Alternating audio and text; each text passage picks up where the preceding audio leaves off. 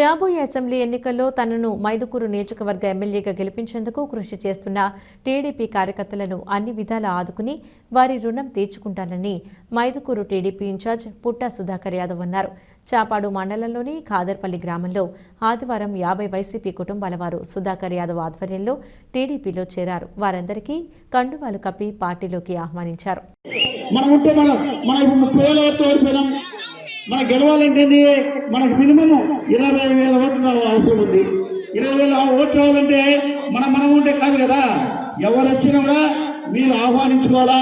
మీకేమో మన కార్యకర్తలకు, మన కష్టపడిన వ్యక్తులకు మీకు అందరికీ కూడా న్యాయం చేస్తాను. ఎట్టి పరిస్థితుల్లో మీకు అన్యాయం కాకుండా చూసుకునే బాధ్యత నాదని చెప్పి ఈ సందర్భంగా మీకు అందరికీ తెలియజేసుకుంటున్నాను.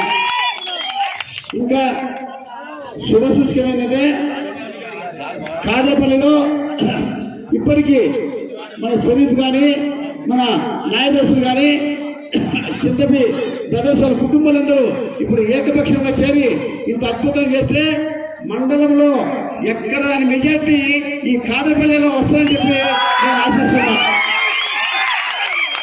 నిజంగా ఆ యువకుల్లో ఎంత ఉత్సాహం ఉందంటే, యువకులో చాలా ఉత్సాహం ఉంది.